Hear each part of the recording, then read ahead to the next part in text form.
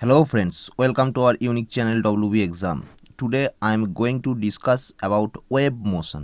তো আমি এই ভিডিওতে তোমাদের ওয়েভ মোশন নিয়ে আলোচনা করব। তোমরা যারা এই চ্যানেলে প্রথমবার তাদেরকে স্বাগত জানাই।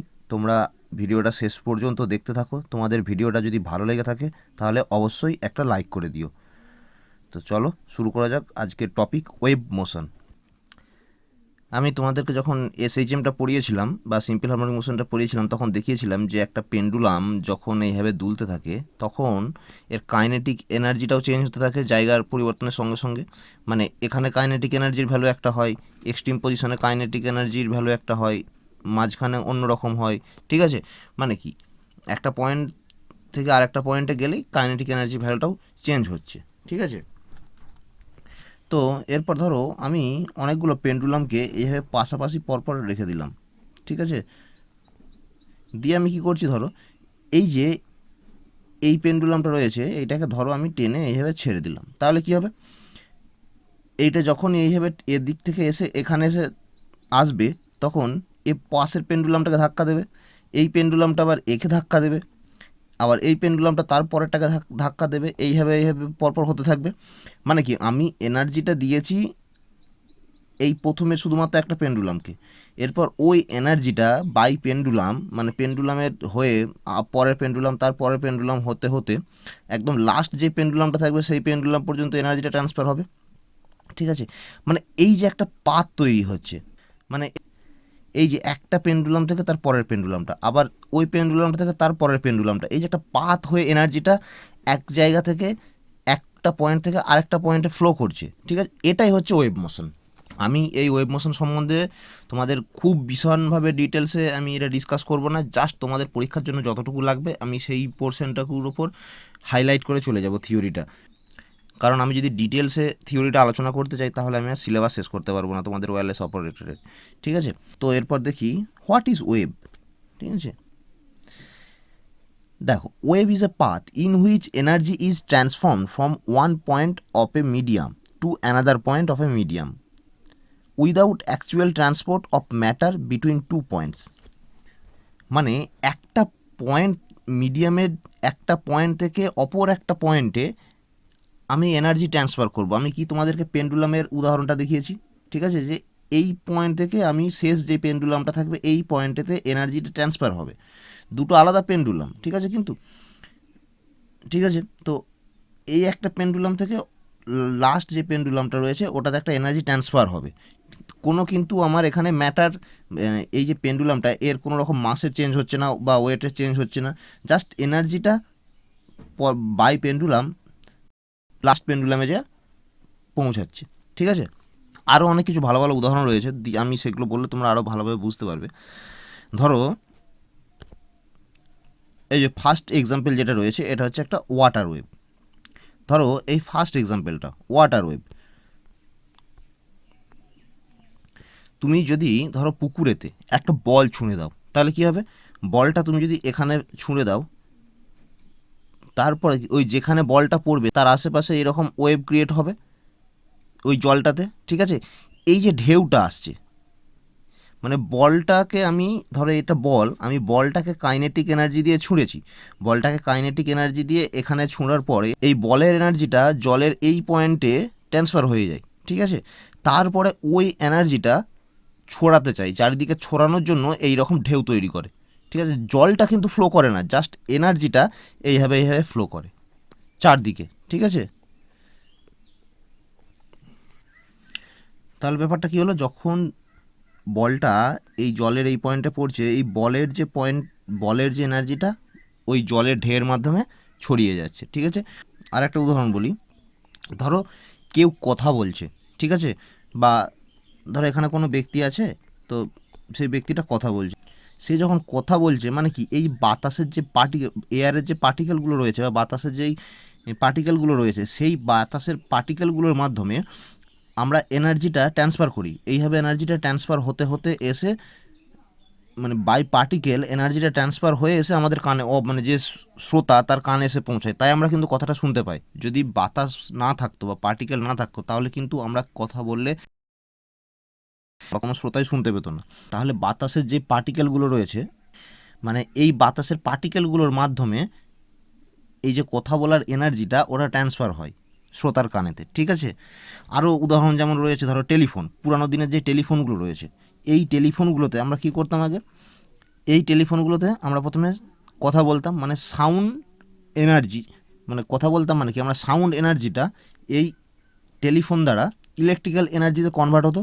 ওই ইলেকট্রিক্যাল এনার্জিটা কনভার্ট হয়ে অপর প্রান্তে যে রিসিভার থাকবে বা যিনি শুনবেন ফোনেতে, তো তার কাছে ওটা ইলেকট্রিক্যাল সিগন্যাল হয়ে পৌঁছালো। ইলেকট্রিক্যাল সিগন্যাল হওয়ার পরে সেটা আবার সাউন্ড সিগন্যালে কনভার্ট হয়। ঠিক আছে, মানে এই পুরো ব্যাপারটা একটা ওয়্যারের মাধ্যমে ওয়েভের আকারে ঘটে।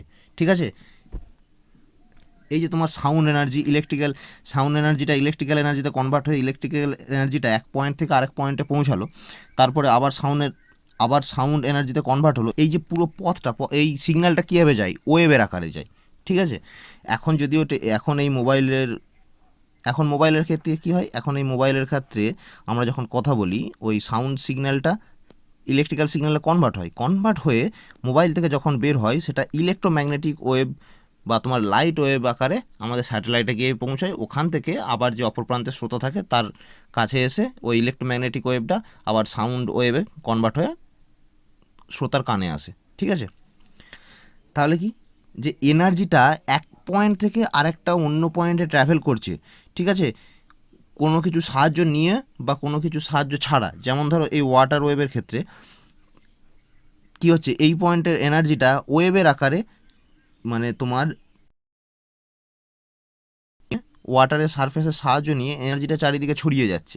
ঠিক আছে, তো ওটার যে পাথটা তৈরি হচ্ছে, মানে যেখানে এনার্জিটা কোনো অবজেক্ট বা পার্টিকেলকে অসিলেট করাচ্ছে, মানে এই যে ধরো জলের যেখানে কণাগুলো রয়েছে, পার্টিকেলগুলো রয়েছে, ঠিক আছে, যখনই আমি বলটা ফেলবো তাহলে পার্টিকেলগুলো কী করবে, এরকম অসিলেট করবে। ঠিক আছে, এইভাবে অসিলেট করবে, জলটা কিন্তু এইদিকে যাবে না। তুমি যদি এই বলটা ফেলার পর এখানে যদি একটা গাছের পাতা ফেলে দাও, তাহলে দেখবে যে পাতাটা এইভাবে অসিলেট করছে, পাতাটা কিন্তু এইভাবে পাতাটা কিন্তু এইভাবে এদিক দিয়ে ভেসে যাবে না। পাতাটা জাস্ট তুমি যদি এই পোর্শনটাতে পাতাটা ফেলো, পাতাটা এইভাবে ওপর নিচে অসিলেট করতে থাকে, পাতাটা কিন্তু ভেসে যাবে না। তাহলে এনার্জিটা ফ্লো করার যে পাথটা তৈরি হচ্ছে, মানে কোনো অবজেক্ট বা পার্টিকেলকে অসিলেট করিয়ে যে পাথটা তৈরি করছে সেটাকে ওয়েভ বলে। আবার এই এক্সাম্পলটার ক্ষেত্রে দেখো, এক্সাম্পল 2, যখন কেউ কথা বলছে স্পিকার আর কেউ যখন শুনছে মানে লিসনার, এই যে যখন আমি কথা বলছি, মানে এই যে আমার ওয়েভটা যে ছড়িয়ে যাচ্ছে, প্রোপাগেট হচ্ছে আমার এই, মানে এই যে বক্তা যখন স্পিকার কথা বলছে তার মুখ থেকে যখন কথাগুলো বের হচ্ছে, মানে এনার্জিটা বের হচ্ছে, তখন কি হচ্ছে, ওটা ছড়িয়ে যাচ্ছে চারিদিকে। ঠিক আছে, ছড়িয়ে গিয়ে শ্রোতার কানে আসছে। মানে এখানে ধরো আমি এখানে একজনের ছবি এঁকেছি, এখানে ধরো একজন বলছে, এখানে দুজন রয়েছে, তাহলে একজন কথা বললে কি আমরা দুজনেই শুনতে পাই।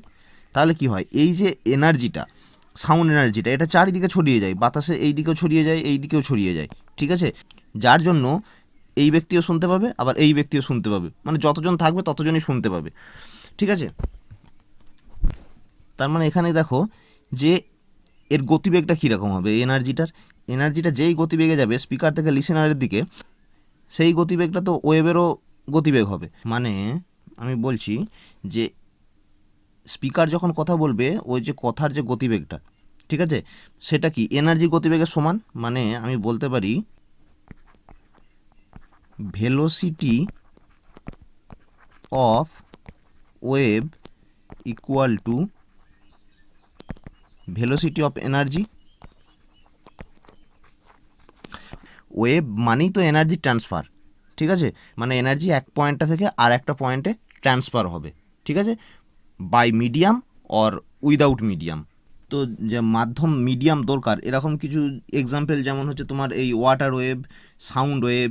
ঠিক আছে, আবার উইদাউট মিডিয়াম মানে মাধ্যম দরকার নেই, এইরকম কিছু উদাহরণ হচ্ছে সানলাইট, মানে আমাদের সূর্যের আলো যেটা আসে, তো ওর সূর্যের আলো আসার জন্য কোনো মাধ্যম লাগে না,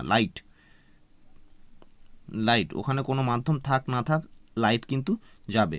এই ধরো আমাদের বাড়িতে যে বাল্ব জ্বলে বা লাইট জ্বলে, তো ওখান থেকে তো গোটা রুমটা তোমার আলোকিত হয়, মানে কি ওই বাল্বটা থেকে অসংখ্য লাইটের ওয়েভ বের হয়, চারিদিকে ছড়িয়ে পড়ে, যার জন্য ওই লাইট ওয়েভটার জন্য তোমার রুমটা আলোকিত হয়। ঠিক আছে, ওই আলোকিতটা হওয়ার জন্য কোনো মাধ্যম দরকার নেই। আমাদের এখানে আমাদের চারপাশে বাতাস রয়েছে, যদি বাতাস নাও থাকতো, আমরা যদি লাইট জ্বালাতাম সেখানে, তো তাহলেও কিন্তু আলোকিত হতো।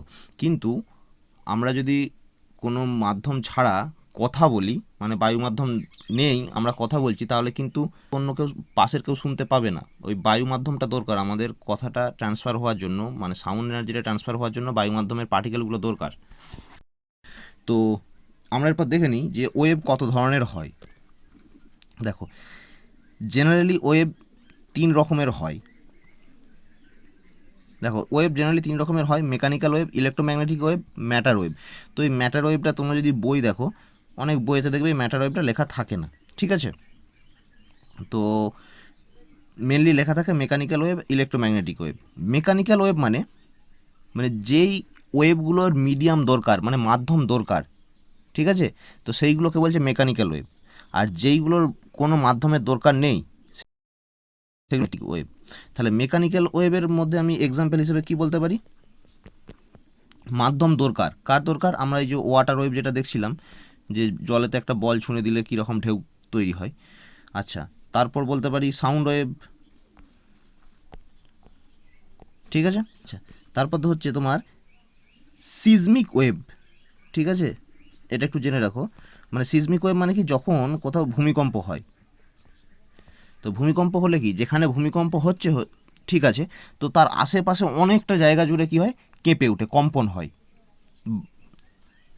তাহলে কি, ওয়েভটা একটা মিডিয়াম, মানে আমাদের যে ভূপৃষ্ঠটা, ওই সারফেসটাকে ধরে ওই ভূমিকম্পের ওয়েভটা চারিদিকে ছড়াচ্ছে, আর্থকোয়েকের ওয়েভটা চারিদিকে ছড়াচ্ছে, ঠিক আছে? তার জন্য মিডিয়াম দরকার, তো ওটা হচ্ছে মেকানিক্যাল ওয়েভ। তো ইলেকট্রোম্যাগনেটিক ওয়েভের উদাহরণ হিসেবে আমরা যদি দেখি,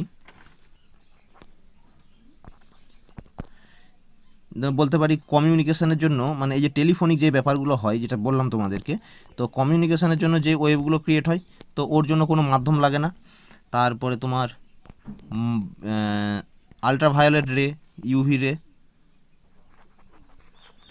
তারপরে তোমার রেডিও ওয়েভ, ঠিক আছে? তারপর তোমার লাইট, এগুলোর জন্য কোনো রকম মিডিয়াম লাগে না, ঠিক আছে? আচ্ছা, ম্যাটার ওয়েভটা কি? ম্যাটার ওয়েভ হচ্ছে, এটা অ্যাসোসিয়েটেড উইথ ফান্ডামেন্টাল পার্টিকেল, মানে কণার মধ্যে যে ছোটো ছোটো পোর্শনগুলো রয়েছে, মানে প্রোটন, ইলেকট্রন, নিউট্রন, এদের মধ্যে মানে একটা পার্টিকেলকে যদি আমি ভাঙি, ঠিক আছে, বা সেটাকে কোনো কোথাও ঠুকলাম, তাহলে যে কম্পনটা সৃষ্টি হবে, ঠিক আছে, যে ওয়েভটা ক্রিয়েট হবে, তো সেইগুলো সব এই ম্যাটার ওয়েভের মধ্যে পড়ে। তো এইটা নিয়ে, ম্যাটার ওয়েভ নিয়ে যেটা পড়া হয়, তো সেটাকে বলে কোয়ান্টাম মেকানিক্যাল স্টাডিজ, ঠিক আছে? তো ওটা আমাদের লাগবে না, আমি জাস্ট তোমাদেরকে বলে দিলাম।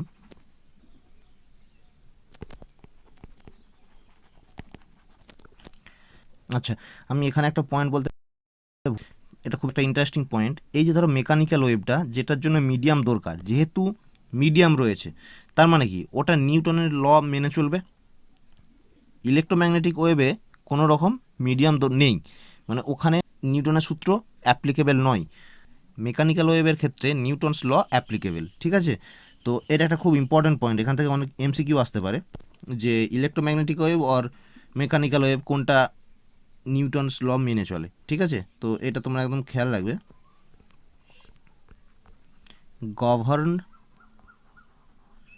বাই নিউটনস ল, ঠিক আছে? তো আমরা মেনলি এখানে স্টাডি করব মেকানিক্যাল ওয়েভ নিয়ে, ঠিক আছে, যেটাতে আমাদের মিডিয়াম দরকার রয়েছে। তো দেখে নিই এরপরে। দেখো, মেকানিক্যাল ওয়েভকে আমরা আবার দু ভাগে ভাগ করতে পারি। একটা হচ্ছে লঙ্গিটিউডনাল, আর একটা হচ্ছে ট্রান্সভার্স।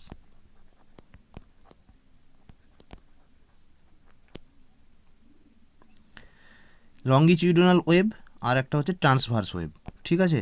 এগুলো হচ্ছে আমাদের খুব ইম্পর্ট্যান্ট এক্সামের জন্য। দেখো, ট্রান্সভার ওয়েভকে বাংলায় কি বলে? ট্রান্সভার ওয়েভকে বাংলায় বলে তির্যক তরঙ্গ। আচ্ছা, আর লঙ্গিটিউডনালকে বলে অনুদৈর্ঘ্য।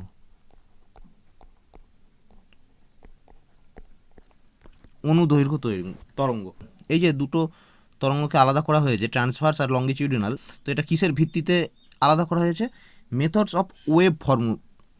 অফ ওয়েভ ফরমেশান, মানে ওয়েভটা কীভাবে ক্রিয়েট হয় তার উপর ডিপেন্ড করে। ঠিক আছে, মানে মেথডস অফ ওয়েভ ক্রিয়েশন। ঠিক আছে,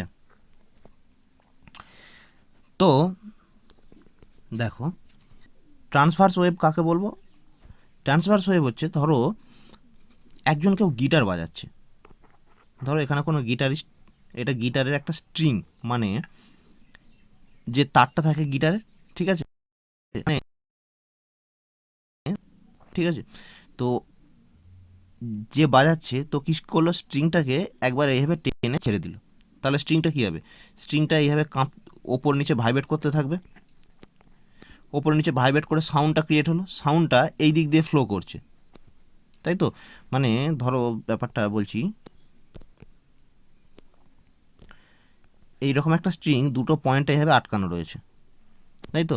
এরপর স্ট্রিংটাকে এই নিচের দিকে একবার টেনে ছেড়ে দেওয়া হলো, তো টেনে ছেড়ে দেওয়ার পরে কী হবে, স্ট্রিংটা ওপর নিচে ভাইব্রেট করতে থাকবে, এইভাবে ভাইব্রেট করতে থাকবে, ওপর নিচে ওপর নিচে ওপর নিচে ভাইব্রেট করবে, ভাইব্রেট করার পর সাউন্ডটা ক্রিয়েট হবে। সাউন্ডটা কোন দিকে ফ্লো করবে? আমি এখানে বসে আছি, তো সাউন্ডটা আমি ধরে নিচ্ছি এই দিকে যাচ্ছে, আমার এই দিকে। তাহলে তো এটা যদি ভাইব্রেট করতে থাকে, ভাইব্রেট করছে প্লাস সাউন্ডটা আমার দিকে আসছে, মানে কি, মানে ভাইব্রেট করছে উপর নিচে, আবার সাউন্ডটা ডান দিক দিয়ে, মানে আমার এই দিকে আসছে যেহেতু, তাহলে ব্যাপারটা এরকম সাইনোসয়েডাল হবে। বুঝতে পেরেছ? এই যে সাইনোসয়েডাল ব্যাপারটা মানে কি, মানে পার্টিকেলগুলো বা এই স্ট্রিংটা ওপর নিচে ভাইব্রেট করছে, আর যত এই দিকে সরে যাচ্ছে মানে সাউন্ডটা এইভাবে এই রকম ফ্লো হয়ে, সাইনোসয়েডালি ফ্লো হয়ে আমার কানে এসে পৌঁছাচ্ছে। ঠিক আছে, মানে এখানে তুমি একটা জিনিস দেখো, এই যে একটা, যদি এটা একটা পয়েন্টে, এই পয়েন্টটা একটা যদি পার্টিকেল হয়, তো পার্টিকেলটা কীরকম মোশন করছে? পার্টিকেলটা মোশন করছে আপ ডাউন, ঠিক আছে, ওপর নিচে মোশন করছে। আর ওয়েভটা কোন দিকে যাচ্ছে? ওয়েভটা হচ্ছে আমি এখানে, মানে সাউন্ড ওয়েভটা বা ওয়েভটা যাচ্ছে এই দিক দিয়ে। তাহলে আমি কি বলতে পারি, যে পার্টিকেলের মোশনটা, ঠিক আছে, পার্টিকেল মোশন আর ওয়েভ মোশন এর মধ্যে একটা রিলেশন আছে, কি বলতো? দুটো লম্ব হবে। দেখো পার্টিকেলটা এইভাবে তোমার অসিলেট করছে, আর মোশনটা ওয়েভ মোশনটা এই দিক দিয়ে যাচ্ছে, মানে পার্টিকেলের মোশন আর ওয়েভ মোশন যখনই 90 ডিগ্রি হবে, তো সেটা কী হবে? সেটা হবে ট্রান্সভার্স ওয়েভ, মানে সেটা হবে তির্যক তরঙ্গ। ঠিক আছে, বুঝতে পেরেছ? এরপর আমরা যদি লঙ্গিটিউডিনাল ওয়েভের ক্ষেত্রে বা অনুদৈর্ঘ্যের তরঙ্গের ক্ষেত্রে ভাবি, তো সেক্ষেত্রে ধরো আমি একটা উদাহরণ দিচ্ছি। ধরো একটা স্প্রিং রয়েছে এরকম, ঠিক আছে, এই স্প্রিংটাকে তুমি যদি টেনে ছেড়ে দাও, তাহলে কী হবে? স্প্রিংটা একবার এই দিকে কম্প্রেস হবে, একবার এই দিকে এক্সপ্যানশন হবে। ঠিক আছে, মানে কি, এই যে স্প্রিংয়ের যে পার্টিকেলগুলো, সেইগুলো শুধু এইভাবে হরাইজন্টালি এইদিকে মুভ করবে। ঠিক আছে, স্প্রিংয়ের পার্টিকেলগুলো সঙ্গে ওয়েভের যে মোশনটা হবে সেটাও দেখো এই বরাবরই হবে, মানে এই যখনই আমি স্প্রিংটা এইভাবে কমা বাড়া করবে, তখন ওয়েভটাও এইভাবে ফ্লো করবে, মানে ওয়েভ মোশন আর পার্টিকেলের মোশনের মধ্যে অ্যাঙ্গেল হচ্ছে 0। ট্রান্সভার ওয়েভের ক্ষেত্রে কী ছিল? ট্রান্সভার ওয়েভের ক্ষেত্রে পার্টিকেল মোশন আর ওয়েভ মোশনের যে অ্যাঙ্গেলটা সেটা ছিল 90 ডিগ্রি, আর লঙ্গিটিউডিনালের ক্ষেত্রে এদের মধ্যে অ্যাঙ্গেলটা হচ্ছে 0, মানে হরাইজন্টাল, মানে একই সঙ্গে প্যারালাল থাকবে। তো লঙ্গিটিউডিনাল ওয়েভের ক্ষেত্রে এক্সাম্পল কি বলতে পারি? এর এক্সাম্পল হচ্ছে সাউন্ড। মানে ধরো এখানে একটা স্পিকার রয়েছে, স্পিকারে গান বাজছে, এখানে তুমি রয়েছো, এখানে অন্য কোনো একটা ব্যক্তি রয়েছে। তো কী হচ্ছে, স্পিকার থেকে যখন সাউন্ডটা বের হচ্ছে, মানে সাউন্ড এনার্জিটা কী হচ্ছে, এইভাবে ছড়িয়ে যাচ্ছে, তাই তো। মানে এখানে পার্টিকেল থাকবে, এই একটা পার্টিকেল, এই পার্টিকেল থেকে পরের পার্টিকেল থেকে তার পরের পার্টিকেলে এনার্জিটা ট্রান্সফার হবে, এইভাবে হতে আমাদের কানে এসে পৌঁছাবে। ঠিক আছে, আর ট্রান্সভার ওয়েভের ক্ষেত্রে কী এক্সাম্পল দিতে পারি আমি? ট্রান্সভার ওয়েভের ক্ষেত্রে এক্সাম্পল দিতে পারি তোমার ওয়াটার ওয়েভের, ঠিক আছে, তাছাড়া দিতে পারি স্ট্রিং, STRING, স্ট্রিং। তো এইগুলোর ক্ষেত্রে কী হয়, ওয়াটার ওয়েভের ক্ষেত্রে কী হয়, যখন আমি বলটা জলে ছুঁড়ি, তখন কী হয়, যে জলটা এইভাবে ভাইব্রেট হতে থাকে, ওপর নিচে হতে থাকে। ঠিক আছে, আর যে এনার্জির মোশনটা যেই পোর্শনে আমি বলটা ফেলেছি ওই পোর্শন থেকে এইদিকে চারিদিকে ছড়িয়ে যাবে, ঠিক আছে। মানে এই দিকেও এরকম সাইনোসয়েডাল, এই দিকেও এরকম সাইনোসয়েডালি হয়ে যাবে, ঠিক আছে। আবার এই দিক দিয়েও যাবে সাইনোসয়েডালি হয়ে। মানে কি ব্যাপারটা কি হচ্ছে, মানে জলের যে পার্টিকেলগুলো রয়েছে ওইগুলো ভাইব্রেট হতে থাকবে, ঠিক আছে। তাহলে কি হচ্ছে, এখানে ওয়েভ মোশন আর পার্টিকেল মোশন 90 ডিগ্রি হয়ে যাচ্ছে, তো ওই জন্য এটা ট্রান্সভার্স ওয়েভ, ঠিক আছে। তাহলে আমরা ট্রান্সভার্স ওয়েভকে কীরকমভাবে ডিনোট করতে পারি, তাহলে ট্রান্সভার্স ওয়েভকে আমরা সাইনোসয়েডাল ওয়েভ দিয়ে ডেসক্রাইব করতে পারি, ঠিক আছে। মানে ধরো এরকম যদি সাইনোসয়েডাল ওয়েভ হয়, এটাকে ট্রান্সভার্স, এরকম একটা সাইনোসয়েডাল ওয়েভ হবে ট্রান্সভার্স ওয়েভের ক্যারেক্টারটা, ঠিক আছে। লঙ্গিটিউডনাল ওয়েভের ক্ষেত্রে আমরা ওটাকে ধরো একটা স্প্রিংয়ের ক্ষেত্রেই তো আমি উদাহরণটা দিয়েছিলাম।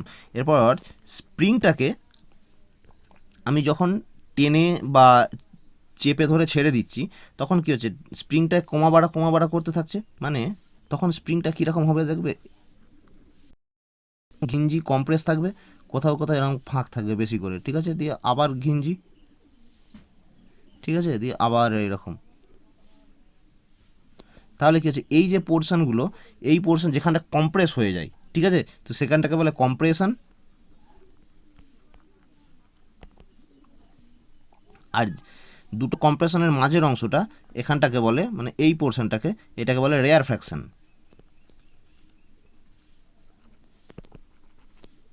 ঠিক আছে।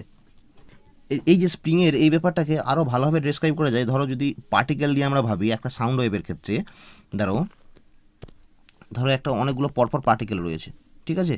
তো এই যে ফার্স্ট পার্টিকেলটাতে যখন সাউন্ডটা আসছে, মানে এ কী করবে, এই পার্টিকেলটা এর সঙ্গে কানেক্ট হবে, দিয়ে ঠিক আছে এর সঙ্গে কানেক্ট হলো, দিয়ে একে এনার্জি ট্রান্সফার করলো, দিয়ে আবার একে এনার্জি পরেরটাকে ট্রান্সফার করছে, ঠিক আছে। তখন পরেরটাকে যখন ট্রান্সফার হচ্ছে, তখন মানে এই তিনটে পার্টিকেল কাছাকাছি চলে আসবে, ঠিক আছে। তখন এই পার্টিকেলগুলো দূরে আছে, যা নর্মাল যেমন ছিল। তো এনার্জি ট্রান্সফার হয়ে গেলে কি, এই পরের যে তিনটে পার্টিকেল এগুলো আবার কাছাকাছি আসবে, মানে একটা প্রথমে বাদ হয়ে গেল, দিয়ে আবার তিনটে কাছাকাছি আসলে এনার্জি ট্রান্সফার হলো, দিয়ে এই তিনটে থেকে আবার পরের পার্টিকেলের এনার্জি ট্রান্সফার হবে। মানে কোথাও ব্যাপারটা কম্প্রেস হবে, কোথাও ব্যাপারটা একটু এক্সপ্যান্ড হবে, ঠিক আছে। মানে সেই দুটোকে আমরা কম্প্রেশন আর রেয়ার ফ্র্যাকশন দিয়ে বোঝাতে পারি। আর স্প্রিংয়ের ক্ষেত্রেও সেম, স্প্রিংটাকে যখন টেনে ছাড়বো কোথাও কম্প্রেস হবে, কোথাও রেয়ার ফ্র্যাকশন হবে, ঠিক আছে। তো এরপর আমরা দেখব ক্যারেক্টারিস্টিক অফ ওয়েভ।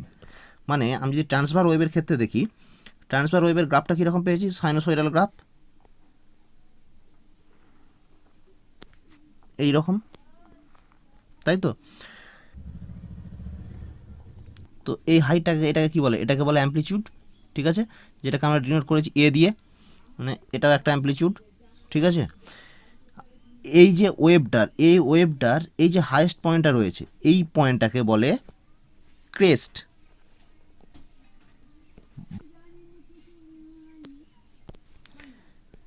বাংলায় বলে তরঙ্গ শীর্ষ, ঠিক আছে।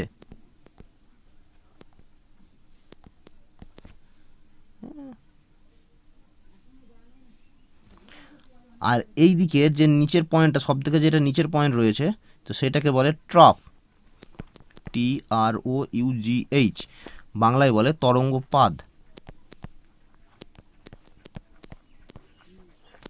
ঠিক আছে। এইটা একটা ক্রেস্ট, আবার পরের ওয়েভে এটার ক্ষেত্রে এইটা একটা ক্রেস্ট, তাই তো। তাহলে এই একটা ক্রেস্ট থেকে, এই ক্রেস্ট থেকে আর এই ক্রেস্ট, এই যে লেন্থটা, এটাকে বলে ওয়েভ লেন্থ, ঠিক আছে। যেটা ওয়েভ লেন্থকে ডিনোট করে কী দিয়ে, ল্যামডা দিয়ে।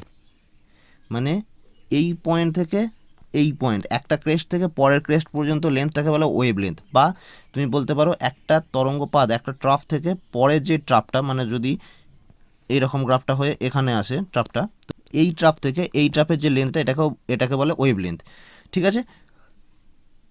তাহলে কি, দুটো ক্রেস্টের মাঝখানের দৈর্ঘ্যটাকে বলে ওয়েভ লেন্থ, বা দুটো ট্রাফের মাঝখানের দৈর্ঘ্যটাকে ওয়েভ লেন্থ বলে। আবার আমি যদি এই স্টার্টিং পয়েন্টটা, এই পয়েন্ট থেকে আবার এই পয়েন্টটা ভাবি, এটাও হচ্ছে এক ওয়েভ লেন্থ, ঠিক আছে, এটাও একটা ওয়েভ লেন্থ, ঠিক আছে। তো ওয়েভ লেন্থকে আমরা কী দিয়ে ডিনোট করেছি, ল্যামডা। এই যে ওয়েভটা সাইনোসয়েডাল ওয়েভ, এটা আমরা সিম্পল হারমোনিক মোশনে এই ওয়েভটাকে যখন আমরা একটা সার্কুলার মোশন দিয়ে ডিনোট করেছিলাম, কি বলেছিলাম যে এখানে একটা পয়েন্ট রয়েছে, তো এই পয়েন্টটার বেসিসে এটা যদি অ্যাক্সিসটা নিই, এই পয়েন্টের বেসিসে এখানে এই পয়েন্টটা অসিলেট করবে এই দিকে আর এই দিকে, ঠিক আছে বলেছিলাম। মানে তাহলে আমি এখান থেকে কী বলতে পারি, এর যে অ্যাঙ্গুলার ভেলোসিটিটা, এর অ্যাঙ্গুলার ভেলোসিটিটাই হচ্ছে অ্যাঙ্গুলার ফ্রিকোয়েন্সি। আমরা অ্যাঙ্গুলার ফ্রিকোয়েন্সি, অ্যাঙ্গুলার ভেলোসিটি নিয়ে সিম্পল হারমোনিক মোশনের চ্যাপ্টারে আলোচনা করেছি, তো আমি সেগুলো নিয়ে আর আলোচনা এখানে করছি না, একই ব্যাপার সব, ঠিক আছে। আমি এখানে জাস্ট পয়েন্টগুলো একটু হাইলাইট করে দিচ্ছি। এখানেও হচ্ছে তোমার ক্ষেত্রেও তোমার অ্যাঙ্গুলার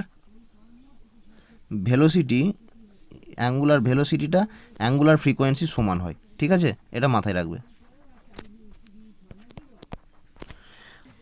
আচ্ছা, এখানে নর্মাল ফ্রিকোয়েন্সি কি, এখানে নর্মাল ফ্রিকোয়েন্সি ডিনোট করে নিউ দিয়ে, ঠিক আছে। তো নিউ যদি নর্মাল ফ্রিকোয়েন্সি হয়, অ্যাঙ্গুলার ফ্রিকোয়েন্সি কী হবে, angular frequency omega equal to 2 pi new.